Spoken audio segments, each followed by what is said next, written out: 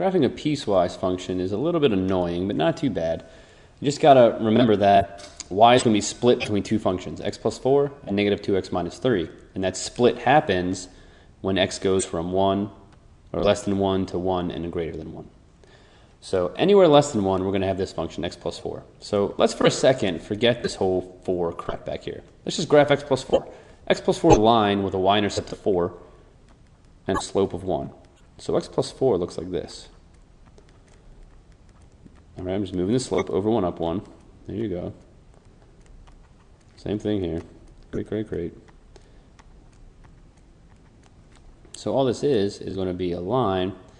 Man, this is awful. awful, awful squiggly. Let me try that again. It's a line through all these points. So, yeah, this is hard to do with this little writing tablet thing I got. There you go. Okay, that's what x plus 4 looks like to the best of my... It looks like I'm drunk here, but I'm not, I promise. Little squiggly, that's okay. That's what x plus 4 looks like. But now let's take a look at this 4 part. Haha. 4, x less than 1. Well, here's where x equals 1 right here.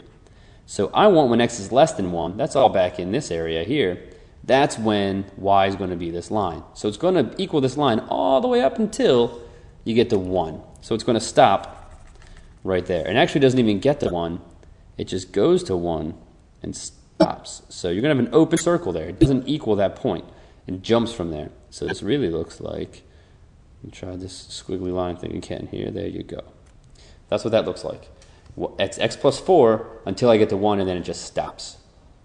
And once I get to 1, it jumps to negative 2x minus 3. Well, negative 2x minus 3 looks like this. It's got a y-intercept of negative 3. And you know what? Let's draw it in another color. It's got a y-intercept of negative 3 and a slope of negative 2. So it's going to go over 1, down 2, over 1, down 2, over 1, down 2. So it should look like this guy.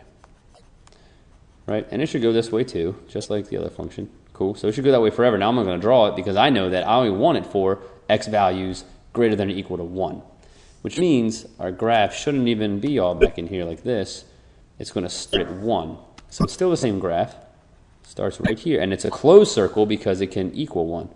If x equals 1, you plug it into here, so you get this point. And it's a line going down like that. So there's our piecewise function. It's 2 pieces. You can see that. It's 4, negative 2x minus 3. And when x is less than 1, it is x plus 4. When x is greater than 1, it's negative 2x minus 3.